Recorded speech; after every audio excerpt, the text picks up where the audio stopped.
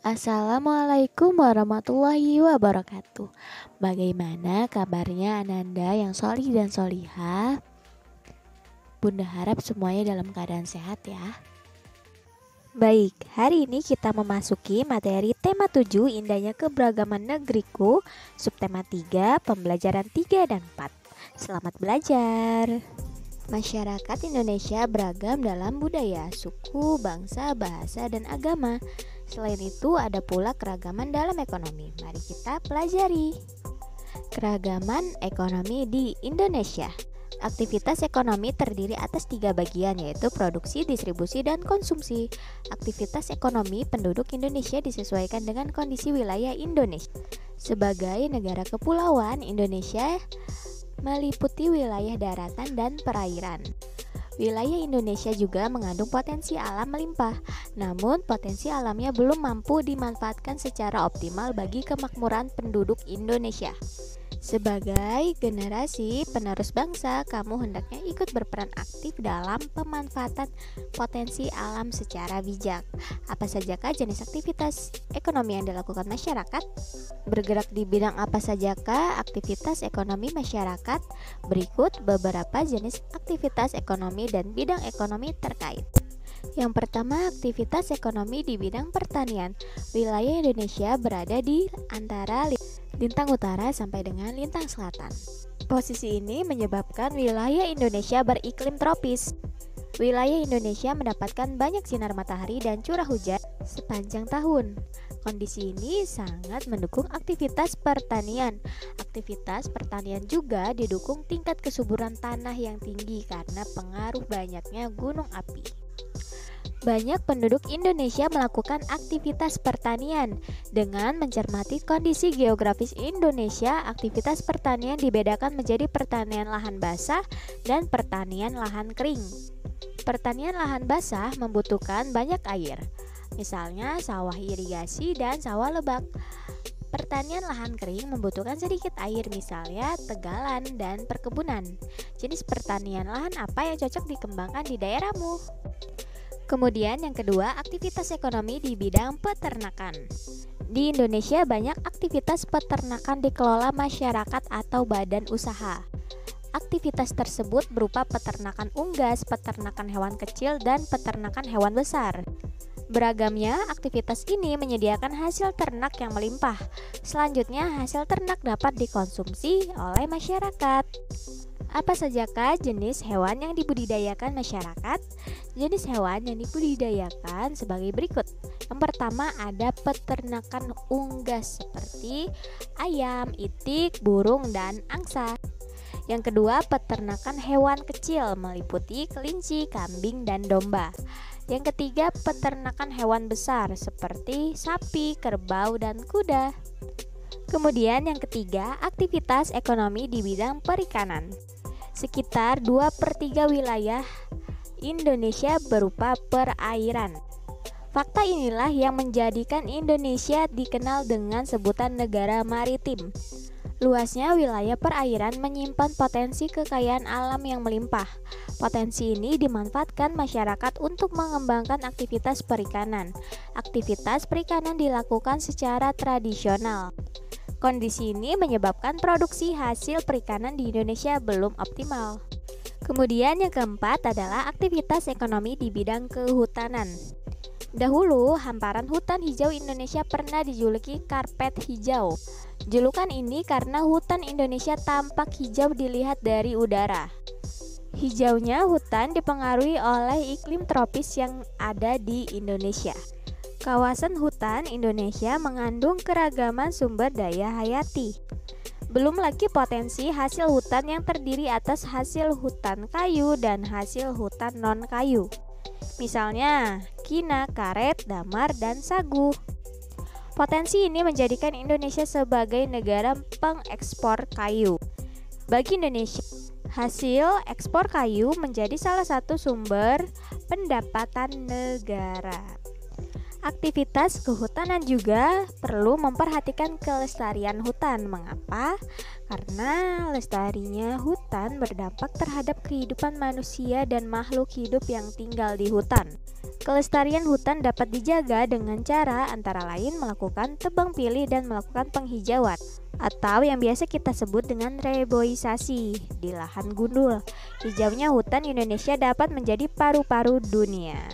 Berikut ini Bunda ada gambar tentang peta pikiran keragaman ekonomi di Indonesia. Yang sudah kita pelajari tadi ada 4 ya. Ada di bidang pertanian, bidang peternakan, bidang perikanan, dan bidang kehutanan. Di dalam bidang pertanian nih, yang pertama ada lahan kering dan lahan basah. Di lahan kering ada berupa perkebunan dan tegalan. Di lahan basah ada sawah irigasi dan sawah lebak. Begitupun dalam bidang kehutanan. Ada hasil hutan non kayu seperti kina, karet, dan damar. Ada juga hasil hutan kayu. Kemudian dalam bidang perikanan ada perikanan budidaya, ada perikanan tangkap. Di perikanan tangkap yaitu yang menangkap nelayan ya. Nah, kalau perikanan budaya itu ada di perairan payap berupa tambak. Ada juga darat berupa sawah, waduk, dan danau. Kemudian dalam bidang peternakan ada unggas yaitu berupa angsa, burung, itik, dan ayam. Lalu ada hewan kecil berupa kelinci, kambing, dan domba. Kemudian pada hewan besar ada sapi, kerbau, dan kuda. Nah, peta pikiran ini bisa kalian catat ya di buku biar kalian selalu ingat tentang pembelajaran kita hari ini. Arti penting memahami keragaman dalam masyarakat Indonesia. Keragaman masyarakat Indonesia hendaknya kita pahami bersama sebagai kelebihan bangsa Indonesia yang bisa memperkaya khasanah budaya nasional. Kita harus bisa menerima keragaman dalam masyarakat dengan bijaksana. Dan kita hendaknya bisa menjadikan keragaman yang ada sebagai alat untuk mempererat persatuan dan kesatuan negara kesatuan Republik Indonesia. Kurang memahami keragaman dalam masyarakat Indonesia dapat menimbulkan dampak negatif bagi negara kesatuan Republik Indonesia. Beberapa dampak negatif tidak adanya pemahaman atas keragaman dalam masyarakat Indonesia. Sebagai berikut, yang pertama, terjadinya konflik baik konflik ras, konflik antar suku, dan konflik antar agama. Yang kedua yaitu perpecahan. Perpecahan bangsa ini bisa terjadi karena terdapat konflik sosial dalam kehidupan masyarakat, baik karena perbedaan ekonomi, status sosial, ras, suku, agama, dan hasil kebudayaan. Memandang masyarakat dan kebudayaan sendiri lebih baik serta merendahkan masyarakat dan kebudayaan lain. Sikap ini dapat mendorong terjadinya konflik antar kelompok. Yang keempat, semangat nasionalisme berlebihan sehingga menganggap rendah bangsa lain. Yang kelima, mempersulit pemerintah dalam menetapkan kebijakan pembangunan. Yang keenam, menghambat usaha pembangunan dan pemerataan sarana dan prasarana. Yang ketujuh, kurangnya partisipasi masyarakat dalam pembangunan. Dampak negatif tersebut dapat kita hindari. Segenap bangsa Indonesia harus menyadari bahwa keanekaragaman yang ada dalam masyarakat Indonesia telah menjadi identitas kebangsaan yang tumbuh dan berkembang jauh sebelum bangsa ini menjadi satu kesatuan yang utuh, yakni Negara Kesatuan Republik Indonesia.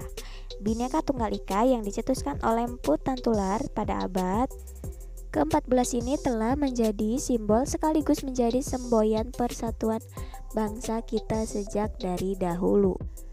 Mulai dari Sabang sampai Merauke, kita hendaknya bisa saling menghargai atau bersikap toleran dalam keberagaman. Apa informasi penting dalam teks arti penting memahami keragaman dalam masyarakat Indonesia? Informasi penting dalam teks arti penting memahami keragaman dan masyarakat Indonesia yang pertama adalah keragaman masyarakat Indonesia hendaknya dipahami bersama sebagai kelebihan bangsa Indonesia. Yang kedua, kita harus bisa menerima keragaman dalam masyarakat secara bijaksana. Yang ketiga, kita bisa menjadi keragaman yang ada sebagai alat untuk mempererat persatuan dan kesatuan. Yang keempat, kurang memahami keragaman dalam masyarakat Indonesia dapat menimbulkan dampak negatif bagi Negara Kesatuan Republik Indonesia. Yang kelima, keragaman yang ada dalam masyarakat Indonesia telah menjadi identitas kebangsaan. Yang keenam, banyak bentuk tindakan yang mencerminkan sikap toleran dalam keberagaman. Yang ketujuh, sikap saling menghargai dan toleransi dapat kita tunjukkan dengan menghindari tindakan-tindakan yang bisa memecahkan belah persatuan dan kesatuan Indonesia. Kemudian, sikap toleransi terhadap keberagaman. Toleransi berasal dari bahasa Latin, yaitu tolerare, yang artinya dengan sabar membiarkan sesuatu. Toleransi dapat diartikan sebagai perilaku terbuka yang menghargai segala perbedaan yang ada dengan kesamaan manusia. Bersikap toleransi berarti bersikap sabar, menahan diri, serta menghargai dan berhati lapang terhadap orang-orang yang memiliki perbedaan pendapat. Berikut ini bentuk sikap toleransi terhadap keragaman suku, budaya, agama, ras, dan gender. Yang pertama, toleransi dalam keragaman agama. Kebebasan beragama dijamin dalam Undang-Undang Dasar Negara Republik Indonesia tahun 1945, khususnya pasal 29 ayat 2 yang berbunyi, negara menjamin kemerdekaan tiap-tiap penduduk untuk memeluk agamanya masing-masing. Dan untuk itu beribadahlah menurut agamanya dan kepercayaan itu. Dengan adanya jaminan kemerdekaan beragama tersebut, segenap warga negara Indonesia hendaknya mengembangkan sikap toleransi antar umat beragama. Sikap toleransi antar umat beragama dapat diwujudkan dalam bentuk tindakan seperti berikut ini, yaitu tidak menghina agama yang diyakini orang lain, tidak memaksakan agama kepada orang lain, menghormati agama yang diyakini orang lain, beribadah dengan baik sesuai ajaran agama yang dianut, hormat, menghormati, dan saling bekerja sama antar umat beragama, memberi kesempatan kepada pemeluk agama lain untuk beribadah, menjaga kerukunan antar umat beragama. Kemudian yang kedua, toleransi dalam keragaman suku dan ras. Masyarakat Indonesia terdiri atas beragam suku dan ras. Tiap-tiap suku bangsa mempunyai ciri khas yang membedakan dengan suku bangsa yang lain. Ciri suku bangsa yang berdasarkan atas ciri fisik disebut dengan ras. Jadi, setiap suku bangsa mempunyai ras masing-masing. Oleh karena itu, terciptalah keragaman ras. Yang ketiga, toleransi dalam keragaman sosial budaya. Indonesia terdiri atas berbagai daerah. Tiap-tiap daerah dihuni oleh masyarakat Indonesia yang memiliki kehidupan sosial dan budaya sendiri. Oleh karena itu, di Indonesia terdapat keragaman sosial budaya. Keragaman sosial budaya merupakan kekayaan bangsa Indonesia yang tidak ternilai harganya dan diwariskan oleh nenek moyang kita dari zaman dahulu. Kita sebagai generasi penerus bangsa Indonesia hendaknya senantiasa menghormati, melestarikan, dan mengembangkan berbagai bentuk warisan sosial dan budaya Indonesia. Kemudian toleransi dalam keragaman gender dan mengembangkan kesetaraan gender. Allah telah menciptakan manusia dalam dua jenis, yaitu laki-laki dan perempuan. Setiap orang hendaknya memiliki kesadaran gender, yaitu kesadaran atas konsep yang meletakkan kedudukan, fungsi, dan peran antara laki-laki dan wanita dalam masyarakat yang sejajar.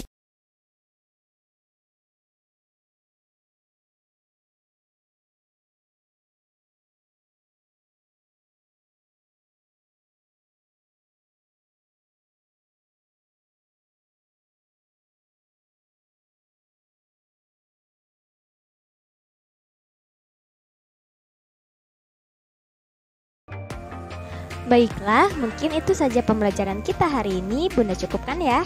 Bunda akhiri. Wassalamualaikum warahmatullahi wabarakatuh.